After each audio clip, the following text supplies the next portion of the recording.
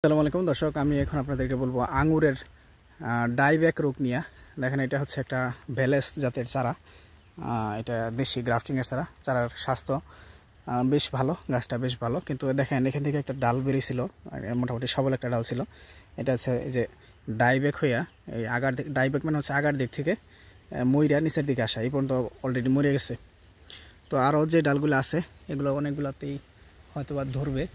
আরও কয়েকটা গাছে আমি খেয়াল করছি যে এই ডাইব্যাক রোগ হয়েছে। তো এই ডাইব্যাক রোগ হইলে এটা সাধারণত ছত্রাকজনিত একটা রোগ। এটার জন্য আপনারা প্রপিকোনাজল গ্রুপের কীটনাশক স্প্রে করতে পারেন, অথবা কপার অক্সিক্লোরাইড। প্রপিকোনাজল গ্রুপের মধ্যে আছে টিল্ট, আছে টিল্ট হচ্ছে সিনজেন্টার মনে হয়। তারপর হচ্ছে আপনার উল্কা নামে একটা ঔষধ পাওয়া যায়, প্রপিকোনাজল প্লাস ট্রাইফ্লক্সিস্টোবিন, এটা দিতে পারেন, অথবা কপার অক্সিক্লোরাইড দিতে পারেন। সালকক্স আছে, তারপর হচ্ছে ব্লিটক্স আছে, এগুলো দিতে পারেন। তো এগুলো দিলে এই রোগটা কমে যাবে। সাথে হচ্ছে অপ্রয়োজনীয় ডাল কাটিয়া পরিষ্কার করে রাখবেন, এবং গোড়ার মাটি হালকা করে পর্যাপ্ত পরিমাণে জৈব রাসায়নিক সার দিবেন, খাবার দিবেন।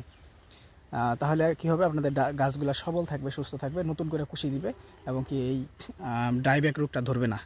এখন হচ্ছে এই রোগটা সাধারণত আপনার বছরের শেষের দিকে, যখন হচ্ছে তাপমাত্রা কিছুটা কমে আসে এবং গাছ ডরমেন্সিতে যাওয়ার আগ মুহূর্তে এই ধরনের সমস্যাটা হয়। এই জন্য বছরের শেষের দিকে, বিশেষ করে সেপ্টেম্বর, অক্টোবর, নভেম্বর, এই মাসগুলোতে আপনাদের এই বিষয়টা খেয়াল রাখতে হবে, যাতে ডাইব্যাকে গাছটা আপনার নষ্ট করে ফেলতে না পারে। এখন হচ্ছে ডাইব্যাকের ধরার সময় হয়ে গেছে।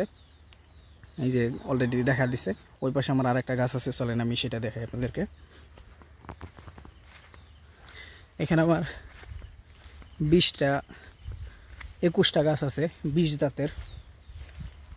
দেখেন, এই যে আমি খোল দিয়ে রাখছি, এখন সার দিয়ে আর একটা কোপ দিয়ে দেবো, মাটি সমান করে দেব। দেখেন, এটা হচ্ছে আমার সুলতানা সিডলেস বা থমসন সিডলেস। এটার মধ্যে কিন্তু আমার ডাইব্যাক হয়েছে। এই যে দেখতেছেন একটা ডাল, এটা কিন্তু বেশ বড় একটা ডাল ছিল, একেবারে এইদিকে। এই যে দেখেন কত দূর পর্যন্ত, মাছার এই প্রান্ত পর্যন্ত। এটা সম্পূর্ণ কিন্তু এই ডাইব্যাক হয়ে মারা গেছে। এই দেখেন কত বড় একটা ডাল ছিল, ডাইব্যাক হয়ে মারা গেছে। একেবারে এইখান থেকে শুরু করে এই যে এইটাও মারা গেছে। এটা যে একটু উপরের দিকে আসছে, এটা মারা গেছে, শুধু বাইসা আছে এটা। এটা হচ্ছে ডাইব্যাকে হয়েছে। তো এই ধরনের ডাইব্যাকের সমস্যার জন্য আপনার রেগুলার স্প্রে করতে হবে, খেয়াল রাখতে হবে, এবং গাছের গোড়ায় পর্যাপ্ত খাবার দিতে হবে। খাবার ছাড়া উপরে স্প্রে করে কোনো লাভ নেই।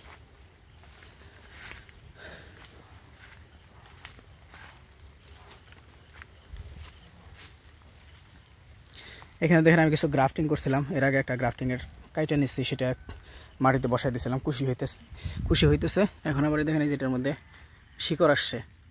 এটা কিছুদিন আগে আমি খুইলা দেখাইছিলাম ভিডিওর মধ্যে যে শিকড় আসছে কিনা। এটা হচ্ছে সেইটাই যে শিকড় আসছে, এটা কেটে ফেলবো আজকে। এইগুলো শিকড় আসছে মনে হয় ভিতরে। ওইটাকে আমি কালকে খুলছিলাম, ওইটা হচ্ছে উবা ইটালিয়া, ওইটার মধ্যে শিকড় আসছে। তো এগুলো কেটে ফেলবো, এগুলো গুটি কলমের চারা। আপনাদের কারো এই আর্লি রেড আর হচ্ছে উবা ইটালিয়ার চারা লাগলে আমার সাথে যোগাযোগ করতে পারেন। আগে টাকা দিয়ে বুকিং দিয়ে রাখতে হবে, তাহলে হচ্ছে আপনি চারা পাবেন আর কি। তো এটা ছিল আপনাদের জন্য ডাইব্যাকের একটা সচেতনতামূলক ভিডিও। আঙ্গুর চাষ আসলে খুব বেশি কঠিন কিছু না, রেগুলার স্প্রে আর একটু পরিচর্যা করলেই হয়।